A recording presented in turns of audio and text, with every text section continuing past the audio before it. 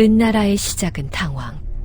상나라를 건국하는 역사적, 고고학적 근거를 바탕으로 동이족의 일파인 상족 출신으로 보는 견해가 지배적입니다.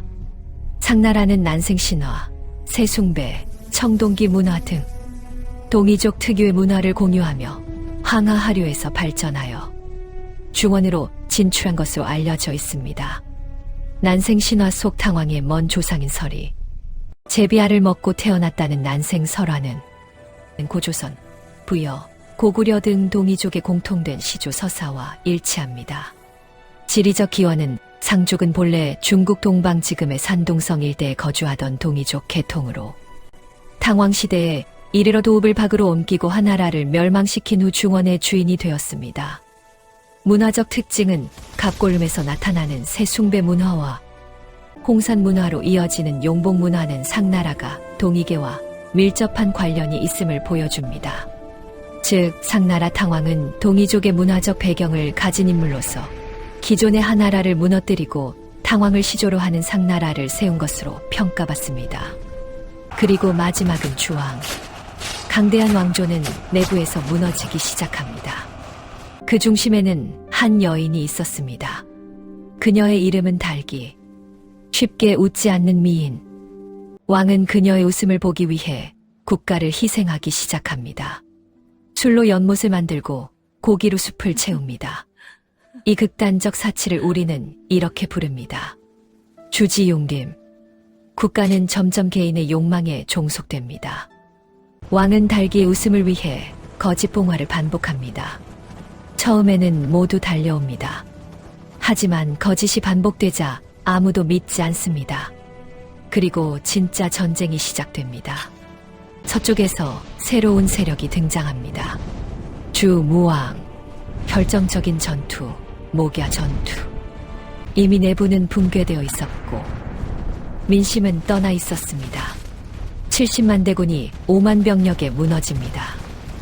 은나라는 그렇게 멸망합니다. 상나라, 즉 우리가 일반적으로 은나라라고 부르는 국가의 마지막 군주는 제신 주왕입니다.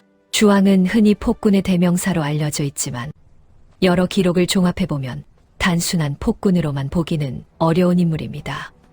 전해지는 바에 따르면 그는 외모가 뛰어나고 지능이 매우 높았으며 언변이 뛰어나고 힘 또한 매우 강한 인물이었다고 합니다. 이러한 점만 놓고 보면 오히려 군주로서 충분한 자질을 갖춘 인물이었다고 평가할 수도 있습니다. 당시 상나라에는 구후, 악공, 그리고 서백이라는 세 명의 유력한 제후가 있었습니다. 이 가운데 서백은 훗날 주나라의 기초를 세우는 인물로 주문왕으로 알려져 있습니다. 기록에 따르면 주왕은 구후의 딸이 아름답다는 이야기를 듣고 그녀를 강제로 후궁으로 삼았다고 합니다. 이에 분노한 구후와 악공이 반란을 도모하였으나 계획이 발각되었고 두 사람은 잔혹한 형벌을 받고 처형되었다고 전해집니다. 또한 서백 역시 반란에 연루되었다는 의심을 받아 감금되었다가 자신의 영토 일부와 보물을 바치고서야 풀려날 수 있었습니다. 이 사건을 계기로 그의 아들인 주무왕은 깊은 원한을 품고 훗날 상나라를 멸망시키게 됩니다. 그러나 최근에는 이러한 기록들이 모두 사실이라고 보기 어렵다는 시각도 점점 힘을 얻고 있습니다.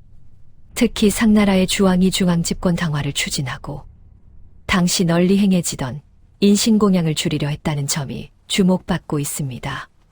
이러한 정책은 기존 귀족 세력과 지방 제후들의 강한 반발을 불러일으켰을 가능성이 있습니다. 이 때문에 주왕에 대한 부정적인 평가는 상나라를 멸망시키고 새로운 왕조를 세운 주나라가 정권의 정당성을 확보하기 위해 의도적으로 과장하거나 왜곡했을 가능성이 있다는 해석도 존재합니다. 실제로 새로운 왕조가 이전 왕조의 마지막 군주를 폭군으로 묘사하는 사례는 역사적으로 흔하게 발견됩니다. 또한 상나라가 동쪽 지역으로 세력을 확장하는 과정에서 군사력을 집중하던 틈을 타 서쪽에 있던 주나라 세력이 반기를 들고 공격하였다는 해석도 있습니다. 이 경우 상나라의 멸망은 단순히 폭군의 실정 때문이 아니라 정치적 군사적 상황이 복합적으로 작용한 결과로 볼 수 있습니다. 한편 주왕의 폭정과 함께 자주 등장하는 달기라는 인물 역시 후대에 만들어졌거나 과장되었을 가능성이 제기되고 있습니다. 이는 주왕을 더욱 타락한 군주로 묘사하기 위한 서사적 장치였을 수 있습니다. 결론적으로 주왕은 전통적으로 알려진 것처럼 단순한 폭군이라기보다는 정치적 변화 속에서 패배한 군주였으며 그에 대한 평가는 후대에 의해 크게 영향을 받았을 가능성이 있는 인물이라고 할 수 있습니다. 충신을 죽이고 향락에 빠진 왕. 우리는 오랫동안 그를 최악의 폭군으로 배워왔습니다. 하지만 여기서 한 가지 질문을 던져보겠습니다. 이 이야기는 과연 사실일까요? 당시 세계관에서 왕이란 존재는 단순한 권력자가 아니었습니다. 하늘이 선택한 존재, 즉 절대적인 정당성을 가진 존재였습니다.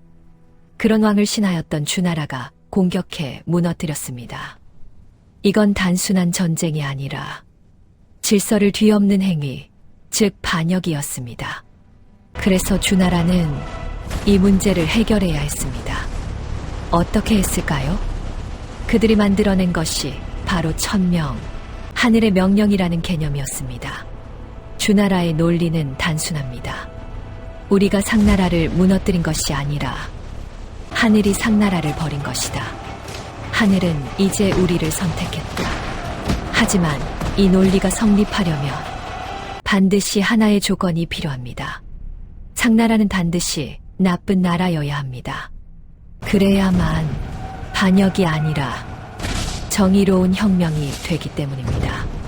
그 순간부터 역사는 바뀌기 시작합니다. 상나라 마지막 왕 주왕은 단순한 패배자가 아니라 타락한 폭군이 됩니다. 그에게는 수많은 이야기들이 붙습니다. 술로 만든 연못, 고기로 만든 숲, 잔혹한 형벌, 그리고 미녀 달기에 빠진 왕. 이 모든 이야기는 하나의 방향을 향하고 있습니다. 이 나라는 망할 수밖에 없었다. 20세기 이후 중국 허난성 안양에서 발견된 은허 유적. 이곳에서 발견된 것은 상나라의 실제 기록인 갑골룬이었습니다. 놀랍게도 이 기록들은 전혀 다른 모습을 보여줍니다. 상나라는 정교한 제사 체계를 가지고 있었고 체계적인 국가 운영을 했으며 강력한 군사력을 유지한 나라였습니다. 즉 단순히 미친 폭군 때문에 무너진 나라가 아니었던 것입니다. 그렇다면 우리가 알고 있는 주왕의 모습은 무엇일까요? 많은 역사학자들은 이렇게 말합니다. 그는 패배자였고 그의 이야기는 승자에 의해 다시 쓰였다. 실제로 당시에도 이 상황을 비판한 사람들이 존재했습니다. 바로 잃어버린 또 하나의 동이국가 고죽국의 배기와 숙제입니다. 그들은 주나라 군대를 막아서며 말합니다. 신하가 임금을 치는 것은 옳지 않다. 그리고 상나라가 멸망한 후에도 주나라의 곡식을 거부하고 산속으로 들어가 굶어 죽음을 선택합니다. 이 이야기는 우리에게 중요한 사실을 말해줍니다. 그 시대에도 이미 주나라의 정당성은 논쟁거리였다는 것. 우리가 보고 있는 역사는 단순한 사실의 기록이 아닙니다. 그것은 누군가의 시선이고 누군가의 필요에 의해 만들어진 이야기입니다. 상나라가 정말 악해서 망한 것일까요? 아니면 주나라가 정당해지기 위해 상나라를 악으로 만들었을까요? 역사는 언제나 승자의 편에서 기록됩니다. 그리고 진실은 언제나 그 뒤에 숨어 있습니다. 지금 우리가 해야 할 일은 단 하나입니다. 기록을 믿는 것이 아니라 그 기록을 만든 이유를 보는 것. 그 순간 역사는 전혀 다른 모습으로 보이기 시작합니다.